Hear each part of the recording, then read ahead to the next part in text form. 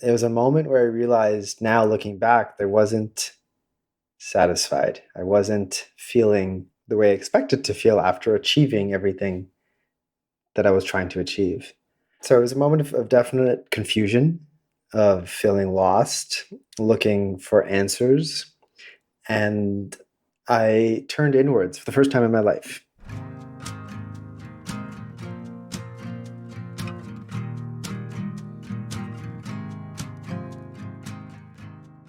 Welcome to A Success of Our Own. A success of our own is an invitation for us to courageously define our own version of success beyond the mainstream metrics we've been told we should want, so that we can create a sustainable and joyful success that we can finally relax into. I'm your host, Natalie Ruskin.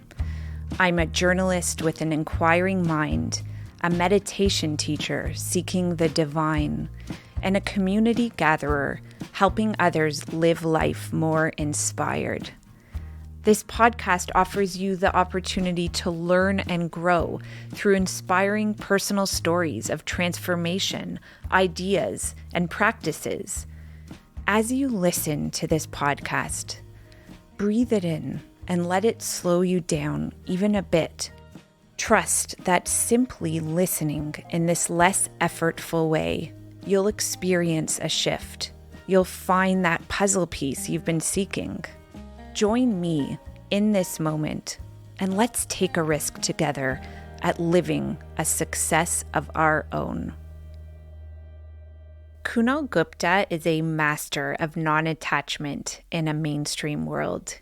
He's the portrait of business success and yet monk-like in his detachment from his results. And I'm fascinated by how Kunal does this because I was conditioned to care so much about my results. In business, there are lots of milestones to achieve, whether it's the size of the company, the revenue, the profitability, the value, et cetera, et cetera. That's changed completely now for me. Early in our friendship, Kunal shared that he'd been couch surfing for the last while and hadn't bought a new pair of shoes for nearly a year. And in that moment, I knew that there was something different about this guy. On the one hand, Kunal was this 20-something hotshot founder and CEO of Polar, a 50-plus employee tech company which provided digital advertising software to global media publishers. On the other hand, Kunal attended 10-day silent meditation retreats. He didn't own a smartphone, and he started off meetings with new business prospects by asking if they'd like to meditate together. As the years went on, Kunal moved his team out of the big, beautiful CN Tower facing Toronto office. He removed himself from the mold of his social and family network, and eventually he moved out of his role as CEO of his company. Kunal currently lives in Portugal and is more detached than ever from the mainstream success metrics which he once so arduously strived to achieve. To have a business idea, to take on a business challenge, to dream big, but be detached from the outcome, be detached if it's going to happen, that's a pretty big shift. There's a term in meditation circles called equanimity, which refers to our ability to bring calmness of mind and neutrality to any given situation. I've been meditating for over 20 years, and I still struggle in certain situations to find that neutrality. Like, perfect example, yesterday, my son was frustrated about his brother touching his baseball card, and so he decided to run away. Literally, he ran away. I mean, I secretly knew intuitively that he was just going around the block. But for that 15 minutes, I was like, where the is he?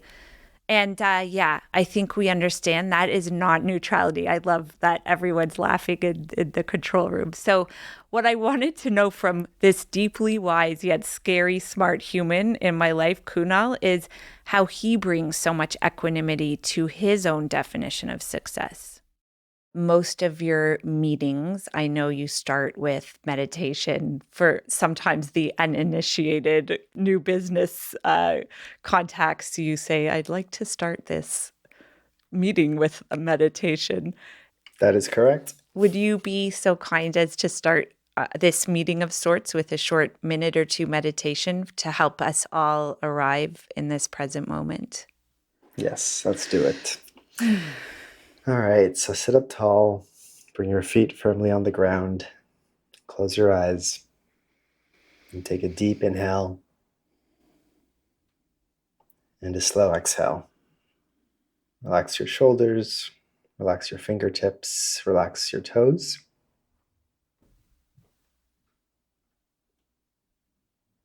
Begin to visualize where you are. Feel the floor under your feet, chair under your seat, the weight of your legs, your arms.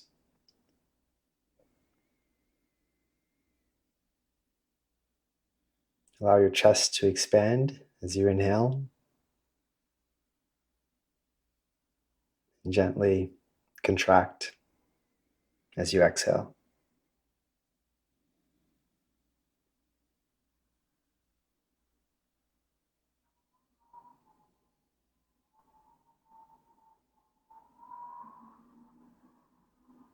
Take a deep inhale and a slow exhale. You can gently wiggle your fingers, wiggle your toes, and slowly open your eyes and come back into your space. Thank you so much. That was beautiful. And I could hear the wind from your unobserved tower. Yes. I'm so curious. What is the view right now of where you're sitting, Kunal? It is this tall building that overlooks the entire city and the river and the bridge. What's really unique about it is that you can't see any streets from my place, which means from the streets, you don't see this building. It's like a hidden building. I wondered if we could start, Kunal, with a memory. Do you remember where you and I first met? It was a meditation class that you were leading in downtown Toronto. It was an 8 a.m. meditation class, and I was maybe like 2 months into Wow. my meditation practice, and I came up to you afterwards and asked you a million questions. I do remember that. And I remember after that many get-togethers and kind of just Q&A sessions where you would ask me a lot of questions, and it was such a fun experience. And I'm thinking back to where you were at in your life and career at that time that brought you to seek out meditation. Could you speak about that moment in time for you and what was going on that led you to meditation? Yes, it was a moment that is clear to me now looking back, but Mm, at the time I had no awareness of it. At that moment, reached the top of a mountain I was climbing, mm, figuratively. And the things that I thought were important to me in life, both professionally and personally, I could check the box on. And that's thanks to a lot of hard work and a lot of support and a bunch of luck. And it was a moment where I realized now looking back that I wasn't satisfied. I wasn't feeling the way I expected to feel after achieving everything that I was trying to achieve. So it was a moment of definite confusion, of feeling lost, looking for answers. And I turned inwards for the first time in my life. mm. Meditation was one of the first tools that helped me start to look within. And since then, I've discovered many other related tools broadly in mindfulness. But it's really symbolic that I connected with you at the start of this introspective journey that has really shaped how I've moved through life over the last 8 years. I wonder if you could get even more specific to the extent that you're comfortable about what were some of the metrics for success that you had reached at the top of that mountain? And conversely, what specifically were you feeling when you talk about feeling lost? My life looked great. I didn't feel great. And that disconnect was the moment. Mm-hmm. Anybody who's started a business, big or small, and as an entrepreneur will recognize this feeling of spinning plates, working on this issue, Mm-hmm. solve it, to go solve another issue, solve it, go solve another issue, and then the other issue is broken again, and it's constantly spinning plates. And for the first time, actually, everything in the business was working. Team was happy, clients were happy, business was making money, product actually worked. And there was this like, wait, what else do I fix or do? I don't Mm. know. This is it. This is what I've been working so hard for 7 years towards. Everything is finally working. Personally, I was in a serious relationship. We're living together, beautiful apartment, big social life, sister, parents nearby, working with the trainer. So physically healthy, life looked great professionally and personally. Yet I didn't feel that sense of satisfaction, that sense of success that I was expecting to feel. That was confusing. And it was at a unconscious level that I Mm-hmm. started to reject the values and beliefs that had led me to that point.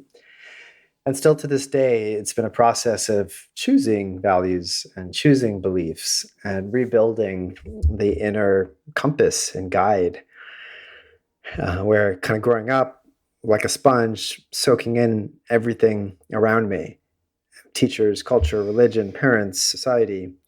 And that was a moment of squeezing out the sponge for me. And I'm slowly deciding what to put back in.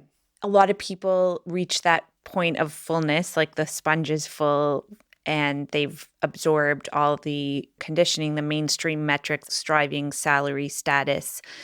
And to them, there might be a whisper of feeling lost, but there's just this, okay, I guess this is it. No judgment here. Maybe that is, they've kind of reached that pinnacle, or maybe there's certain comfort habits that they develop to sustain that level of success, which is in some ways too much for them. For you, though, there was, as you said, a feeling of loss. It didn't sit okay with you to have that incongruity with, on the one hand, this external made it, all the boxes are ticked, and internally something is not aligned. As you look back now, what's your sense of what was unaligned for you? There's this thing I heard about happiness defined as being two parts, being happy with your life and being happy in your life. Mm, And so the with your life is the checkbox, the Instagram, the CV, the lifestyle, the home, the people. It's the outward in mm-hmm, view. And, at that moment, very happy with my life. Yet the happy in my life was not in the place where I felt like I'm actually genuinely happy on the inside, even though on the outside everything adds up. I will say, like, I've since then had many moments where I've been happy in my life and not as happy with my life, mm, and vice wow. versa. So it's a dance for sure. And when you notice that moment in yourself, whether it's I'm happy in or with, and there's not, and I'm sure it's oftentimes that not both are perfectly attuned, how do you navigate that now based on your practice and much deeper self awareness through all the personal and professional work you've done? How do you allow for those two pieces to maybe not feel where you want them to be? Or, I've noticed this beautiful thing about awareness. It's that awareness is 90% of what's required. mm, For me, when I'm aware, when I focus my energy on awareness, and mindfulness practices help cultivate the skill of awareness, when I'm aware, then I naturally will begin to take actions aligned with that awareness. And that awareness mm, could be of the current state, it could be of my intention, and then it could be of the disconnect or the gap between my current state and the intention. Journaling and reflection through meditation helps me with awareness, but also I'd say in recent years, conversations with close friends where I feel safe and mm-hmm, comfortable to be fully vulnerable, sometimes with a therapist as well. mm-hmm, And in those moments, I become aware of, because I just observe myself speaking out loud and speaking my truth and realizing, oh, okay, that's interesting. I feel that way. And that's not exactly how I want to feel. And just that understanding seems to be enough. Because then I start to make choices that invite change into my life. I love that. And there's just like this sense I have as I take in what you're saying, that you're entering more into a flow with that conversation with yourself and being witnessed by others, where it's more of this fluid, ever evolving trajectory versus, oh, now I'm good, now I'm not good, now I'm in, now I'm not in. There's less rigidity, which brings me to this question I have around, you can debate me on this, Kunal, but you are a very determined and committed human when it comes to pursuing something. How did those parts of yourself cause suffering in Kunal Success V1 with respect to striving and status and money? I would say the striving for what I defined at the time as success created a lot of sacrifice, and that sacrifice is the suffering. Mm-hmm. It's a lot of words that start with S there. Striving for success led to sacrifices that I found suffering. We're giving the sound editor a tough day with all the S sibilant stuff. I won't do it in Portuguese. So in the striving was sacrifice, and at times it was the sacrifice of physical health, which in my 20s I thought, who cares? And now in my mid to late 30s, I care a lot and notice things. There was definitely sacrifice in connections and relationships. But I would say the biggest one that I'd say I'm still learning now, 15 years into a professional career, is how to have fun. It sneaks up on you because for me, business is fun, but it's a specific type of fun. It's one that's tied to achievement and dopamine from the sense of satisfaction by achieving. And I realize now in my 20s and even early 30s, when I frankly had a lot more energy, when I had reasonable amount of means, I didn't have a lot of fun outside of my business. And it was very single directional. So that's something that I realize now, looking back, I missed. And what I say to others as well, especially younger people, is to not forget to have fun in a diverse and variety of ways. So, what is fun now in your business that maybe wouldn't have shown up on your radar in the past? How do you find the fun there? I find so much fun, and it comes from a place of detachment, actually. And this is where the meditation practices over the last 10 years have really supported me. But to have a business idea, to take on a business challenge, to dream big, but be detached from the outcome, be detached if it's going to happen, that's a pretty big shift. The first 10 years, I was very much attached to my projections and forecasts and ideas for my professional life, which was my business. And I think what happened over time was I started to dream small, or put better, dream realistically. But dreams aren't meant to be realistic. They're meant to be unrealistic. So as I became more jaded, actually what's coming up for me is a conversation I had with an early mentor a year before I started my business, and I was still in school, and I went to him. He was probably about 10 years older than me, and I asked him, hey, do you think I should start a company? I kind of want to, but it feels high risk, or I can get a job. And he was start a company, because you're so naive, you're going to do it.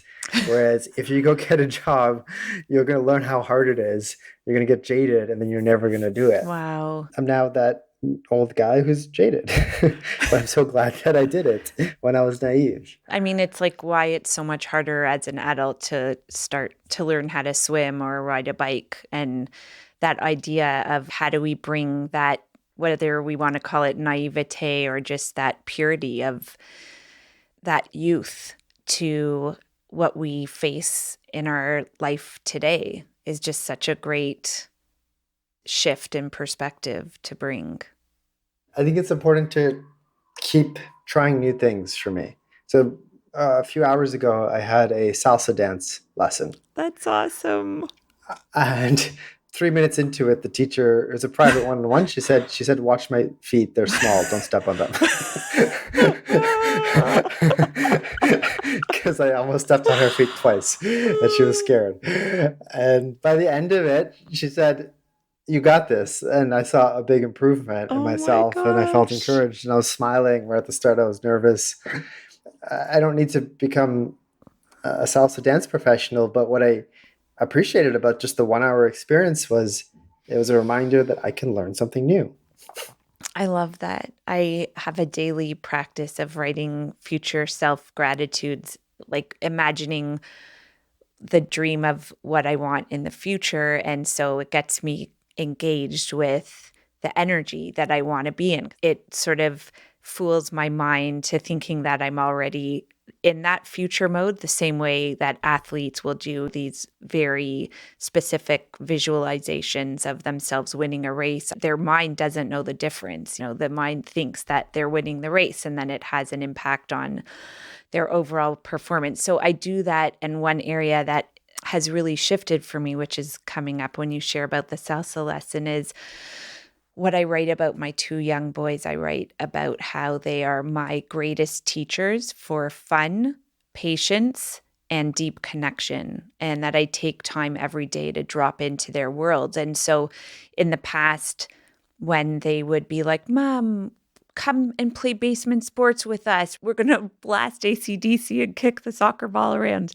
Honestly, most of me was like, no, man, that is not something I want to do right now. But now, because I've inserted that marker in my consciousness, when they suggest something, it's like, it's like a robot. I'm like, they are my greatest teachers.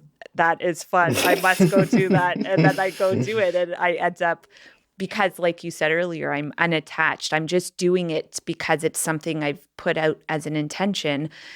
Oftentimes the outcome is beyond what I could imagine. So I love that idea of just having that practice of fun being this kind of orientation for yourself.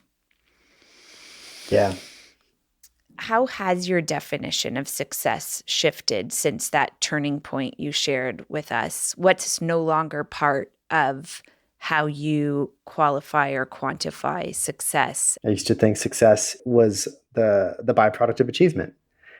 For sure. And that could have been in grade school, the achievement of a good report card. It could have been in sports, the achievement of winning a game. I didn't do too many sports though.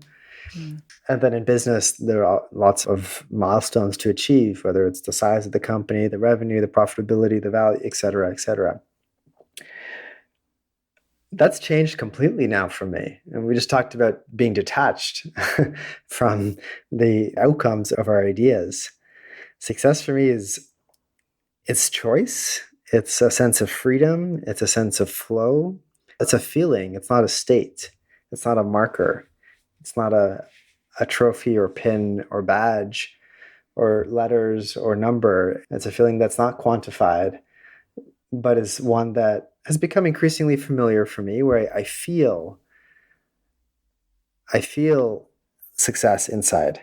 What's coming up for me is, okay, I get this. I get what you mean about the feeling. And then the fear comes in of, is the feeling enough? Can that be enough? And even for me, that's part of the experiment of this podcast. And you've witnessed me, Kunal, over the years, calling you about business ideas I have, and my fear, is this going to generate income? I want to be transparent and vulnerable in this podcast, in that I haven't figured it out. That's part of why I'm on this experiment. What I would love to hear, seriously, is how do you let yourself be in the feeling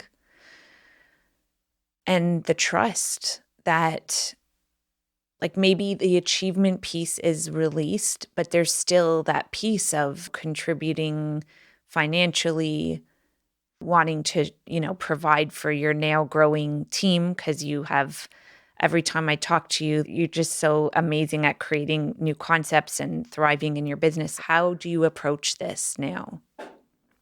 Hearing you speak is helpful because something else just came up on this, and that's the difference between effort and outcome, Mm. the journey versus the destination. I really do believe now success for me has evolved to knowing that I tried. And in some cases, it's not even that I tried with my best. So I'm not even suggesting that, but knowing that I tried. So I'll give you a personal example. Mm. There was this woman in Portugal that I was getting to know and as friends, and I had a total crush on her for months. I didn't have any expectations, so just seeing like where the connection would go. And then maybe like 3 or 4 weeks ago, we turned romantic for like a week. And it was a lot of fun and it was a rush and thrill. And then she said to me, let's just be friends. Mm-hmm. Mm-hmm. And it was cool. And at the time, I was disappointed. And then afterwards, I think the way I got over my disappointment was actually feeling successful that I tried Mm. and that I put myself out there, not feeling like I was a failure or that it was a failure because we didn't connect in a very specific way that I might have been hoping for. So that's a perfect example where it'd be so easy, and maybe in the past I would have labeled it as not successful, but I actually, after a minute, labeled it as successful, reframed it, and created that re-encouragement loop for myself of I tried. Because that means next time I will try again, versus feeling discouraged and saying, I'm not going to try. Ugh, I just have the biggest smile on my face, and I love that example. And you're rewiring your brain from this very specific, but still totally subjective and arbitrary belief of, oh, it's a failure, by virtue of focusing on a different metric, which is that I tried, seeing that experience as successful. Okay, here's my vulnerable piece. We did a podcast pre-chat last week, and I casually asked you about the role of metrics to evaluate your success. And then you went into Deep Space Nine talk about metrics. And I went into my old wiring of, oh my God, Kunal is that smart math science guy that I just couldn't understand in high school when they got deep into the knowledge.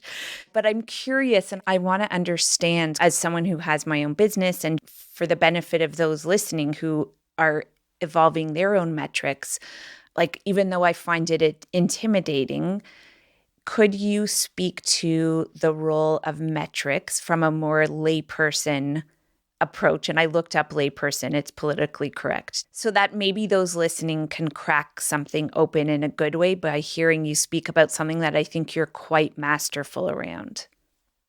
Metrics are a tool, they're not the outcome. Like they're not the goal. Like achieving the metrics doesn't mean anything. It's more metrics is like a planning tool. It's a way to really set intentionality. There's lots of ways to Mm. set intentions. I want the intention to grow. I want the intention to go in this direction. I want the intention to learn this thing. Metrics could help, but metrics aren't always required. But what is required is intentionality. Because intentionality sets a direction, intentionality provides a North Star, intentionality helps one make all the little choices that shape the direction that they go in. So, like for example, a business will commonly set like a revenue goal or a profit goal for maybe the year. The actual number I don't think matters that much. But I think the number relative to what the number was last year matters. So is it growing or shrinking? Is it growing by a large margin or a small margin? What does that number represent in terms of the investment required or the the pacing to get there? So it's thinking of the metric as a tool to really go much, much deeper and to understand what are we actually trying to do?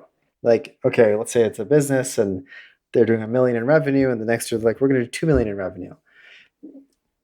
I mean, how do you do the 2 million in revenue? There's so many ways to do that. You can just keep doing what you're doing. Maybe that's one path. Maybe another path is you need to build new products or services. Maybe another path is you need to increase your pricing with your existing clients. But making those decisions in a bubble where the obsession is only we need to hit 2 million isn't going to work, because what's going to happen the year after that and the year after that? And you could end up, and this is what my first few years in business were, is just constantly zigzagging, because it became a short to medium term focus. And then what happened to us is we ended up making choices on clients and products and even pricing models that might have served the short term, but didn't help us in the long term, and kind of hooped us and got us stuck in places that we didn't want to be. But I had to go through that. I had to do that for like 5 years and learn it the hard way to then be more strategic and thoughtful. So metrics is a tool to set intentions. The guidance is to really, really focus on the intentions and the implications of those intentions, and the how and those intentions could come to life, and then allow the metrics to just be a tool to help measure the intention and the plan to get there. Okay, number one, I get it. Thank you for explaining it so clearly. And the analogy that comes to mind for me is this idea of like giant spotlight that runs on the energy that it's the quality of energy that it's given, and that spotlight is our intentionality. So then we can choose what color lens we're going to put on that spotlight, which is the metric, the different metric. But the piece that is most important is really about fueling that spotlight and then committing to the metrics that we want to use over time versus switching the metrics and not really having a strong intention behind them. Something that an early advisor shared with me that has really stuck with me now for 15 years. He ran a large 3,000 person organization, and here I am with a few guys just out of school starting a company. And he said, a lot of people are going to tell you to make a 12-month business plan. And he said, I don't believe in it, and I've actually never made one. And it was kind of 40-year career. I was like, what do you mean? And he's like, what I do is take a 3-year vision, which is really on a 3-year time scale. That's just directionally like, okay, we're going in this direction, but you can't really be precise. You can't have like, we're going to have this many employees and this many clients and this much revenue, this much profit. Maybe things are defined in a range, but the general strategy and vision is like, okay, we're going in this direction over the next 3 years. It's a long-term view. And, if you ask, the classic job interview question, like, hey, where do you see yourself in 5 years? Most people stumble on that question or give a fluff answer. But if you say for your business, like, hey, 3 years, like, what's the direction? That's very helpful. And then the next 3 months, the next 90 days, here's the plan. And within 90 days, you could pretty much, predict with 90% accuracy, the size of your business and your hiring needs. And if you have to fire people or clients or products or services, you can define it pretty well. So it's the 3-year and the 3-month, and anything in between is kind of irrelevant. And that's really served me well. Over the last 15 years. As every 3 months, which I line into the calendar quarters, I zoom out. And then say, okay, let's look at where we're trying to go next 3 years, and then now go back in for the next 3 months. And yeah, that's just a really refreshing way of approaching it. I love that. I kind of want to go do that right now after this recording. So this is the kind of provocative question, and you can challenge me because we're at this point in our friendship. So your business success is still based on a capitalist model, and yet whenever I'm in your presence, the way you speak and what you speak about feels very sacred. So how do you negotiate the sacred and profane for yourself when you still operate very much in a capitalist world? My business sells software for advertising. So it's very much on the bleeding edge of capitalism. Mm-hmm. I think now we serve like something like 60 billion advertisements a year using our software. So my answer to this question has changed over time, which is a reflection of just me changing. The Mm-hmm. business, the products, the service, the clients, all the same. So 10 years ago, the way that I explained it to myself was we make the internet free. Mm-hmm. And without a free internet, if everything was behind a paywall, only a subset of society would have access to news and information. And then that would have a pretty big impact on democracy and elections and people's views of their own country and city and the world. So there was a viewpoint of very practical that like this enables an important part of a functioning society and democracy. I don't feel that way anymore. That's what I felt. I genuinely Mm-hmm. felt that for several years. And then I felt satisfied, or maybe we hit a size and scale where I I felt like, okay, there's no more impact to make in that regard. Or the lack of size and scale, I realized actually we're just kind of a drop in the bucket, which in reality we are. So things would still be fine even if we didn't exist. I then probably move to a place of, okay, on one hand, let me learn how to make money in the current system. And on the other hand, let me choose how to allocate some of that. And that's when I got involved with CAMH and the mental health cause and was active as a fundraiser for the cause broadly, big and small organizations for over 5 years and felt it did a lot of change and a lot of good. So it's kind of like, it's wearing two hats. Mm-hmm. And then I felt satisfied with that, so I no longer feel that anymore. And then I got to a place of job creation, which was like, okay, I create jobs and I create a lot of jobs and really good jobs and opportunities for people to grow and to learn new skills and to be marketable and supporting their families, et cetera, et cetera. And now living in Portugal and I'm starting a few companies here. The economy here is not as developed as places I'm used to living and working. So I definitely see my professional identity tied to job creation and creating opportunities for people the same way others created opportunities for me. So I share these three different examples to show that it keeps changing. Mm. And at a certain moment in time, there might be an answer that resonates for me. And then at other moments in time, the answer might be different.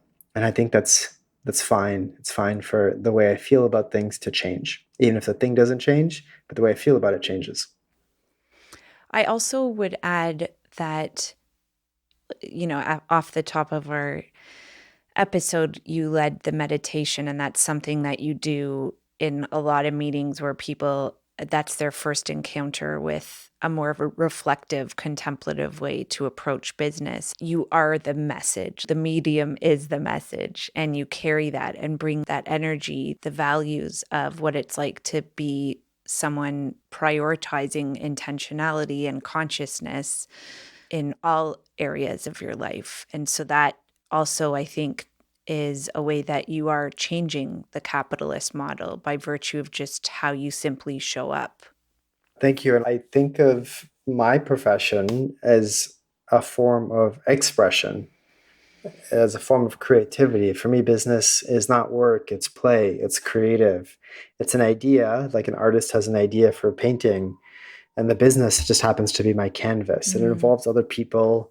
And just like an artist makes a piece of art, they're doing it to express themselves, but they know that there's a chance that this art might inspire or touch or connect with other people in profound ways. I'm no different whatsoever.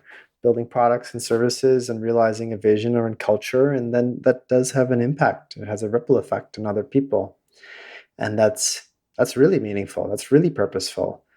To see myself as an artist, and this is just my canvas. It's that shift moving from competing to creating. I've been exploring. I know you're a yogi and did your yoga teacher training. And I was very jealous when we first did that meditation together 10 years ago because you sat perfectly in lotus. And I still, my knees are higher than anybody else in the yoga studio. So I still have the competitive edge in me. But when you look at the crow pose versus the eagle pose in yoga, the crow, there's this sort of little tale about how the crow pecks at the eagle, but as the eagle ascends higher, the crow falls away. The crow competes, the eagle creates. And when you think of the yoga pose of crow, it feels like a lot more effort versus the eagle, which is all about both grounding and ascending and balancing. And what you're doing is you're shifting out of that more kind of traditional capitalist idea of competition into this more evolved, I might say, feminine way, which is available to men and women. This feminine way of creating, of nurturing, of sustaining. Yeah, completely. Just by the way, Natalie, in meditation, it doesn't matter how you sit because everyone closes their eyes. Nobody sees you. What are you saying? I had my eyes open when we were meditating? Are you calling me on that? I do open my eyes when I teach because I need to check in on everybody. But I almost wonder, is somebody else going to open their eyes? But because I'm the teacher, then kind of, I guess, they're going to feel more embarrassed than I am. But yeah. Would you leave us with one piece of advice for people who are wanting to reframe their own success? What would your one piece of wisdom be for them? I'm working on a book based on my writings. In the last chapter, so I'm going straight to the end now. The last chapter is called How to Be Happy. And I thought about leaving like literally the pages blank. Not everybody may get that, but the chapter, and I was like writing part of it this morning, so it's on my mind. The punchline is that life is not conditional. It's not conditional on fixing my health or earning money or having, kids or kids, graduating or parents' health, being fine, or this thing with politics or that thing with the weather or anything. Like life is not conditional. It's not meant to be conditional. We make it conditional. We're conditioned to make it conditional, but the moments that I let go of this conditionality of life are the moments when I feel present and I ease and relax into the moment. And those are the moments I realize that I'm living. Thank you for bringing that unconditional perspective to this conversation. It's been such a treat, as always, to spend time in this way with you, Kunal. Thank you for continuing to inspire me, to tolerate me, and for sharing yourself and your journey with all of us. And Kunal, if you can let people know how to find out more about you, is there one spot they can go to for that? My website, by Kunal, BYKUNAL.com. And if you want to see the view that I'm looking at right now, if you go to my LinkedIn, it's my wallpaper. Oh, cool. I wondered what that was. Kunal, thank you, my friend. This was so much fun. It was almost as much fun as a salsa class.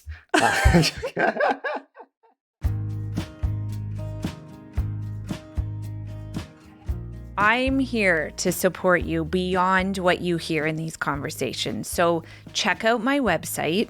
I've got some practical guides and worksheets. Yes, I said worksheets to help you create the changes you want in your life.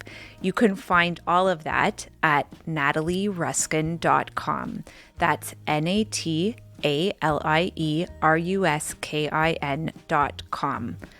On the topic of success, I want this podcast to be successful. And I've realized that one of my metrics for success is being able to share this message with those who may need it most. So If you feel inspired by what you've heard here, like it. Or let's say a friend or colleague comes to mind, share it with them. And finally, I'm a work in progress here, people, and I would love to hear from you. What topics, what themes around success would you like to hear more on? Send me an email. I'm at Natalie@natalieruskin.com.